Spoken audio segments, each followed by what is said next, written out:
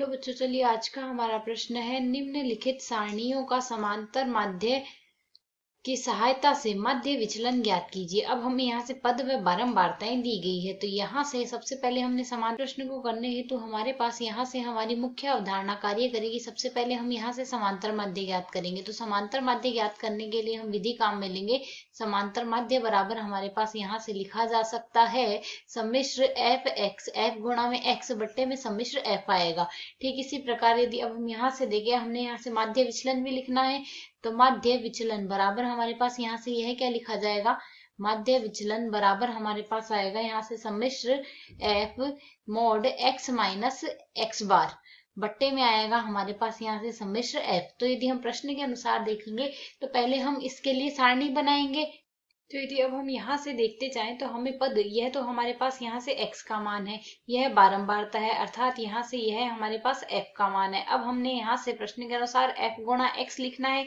तो जब हम यहाँ से f गुणा x लिखेंगे तो 10 गुणा 1 10 आ जाएगा, 20 गुणा 2 हमारे पास यहाँ से 40 आ गया, 30 गुणा 3 हमारे पास यहाँ से 90 आ गया, 40 गुणा 3 हमारे पास यहाँ से 120 आ गया, 50 गुणा 1 हमारे पास यहाँ से 50 आ गया। यह हमारे पास fx आ गया। अब यदि हम यहाँ से माध्य निकालना हो तो हमने यहाँ से यदि देखें सम्मिश्र f बराबर सारे f पदों का योग करेंगे। f का योग हमारे पास यहाँ से 1 2 3 3 1 का योग हमारे पास 10 बनेगा। अब हम यहाँ से सम्मिश्र fx करेंगे तो सम्मिश्र fx का मान हमारे पास यहाँ से 310 आ रहा है, इन सारे पदों का यहाँ से योग। तो यदि अब हम यहाँ से माध्य देखें तो माध्य बराबर हमारे पास यहाँ से क्या लिखा जा सकता है, माध्य हमारे पास सम्मिश्र fx बट्टे में सम्मिश्र f था, 310 बट्टे में 10 अर्थात 31, तो हमारे पास माध्य आ गया। अब प्रश्न के अनुसार, अब यदि प्रश्न के अनुसार देखें हमें x माइनस एक्स बार का मॉड ज्ञात करना है, अर्थात धनात्मक मान ही लेंगे हम हमेशा।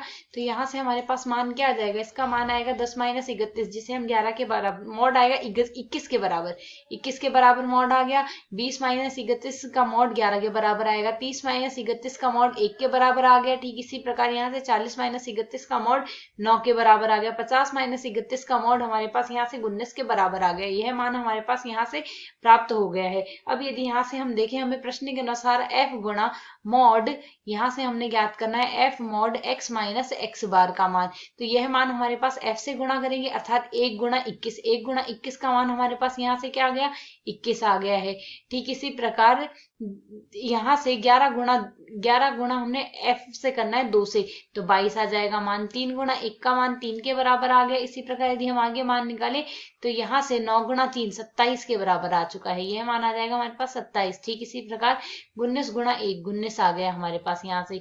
अब यदि इन सभी का हम सम्मिश्र निकाले तो सम्मिश्र एफ एक्स माइनस एक्स बार यदि देखें तो इसका मान हमारे पास यहाँ से क्या आएगा, यह मान बराबर आ जाएगा 92 के।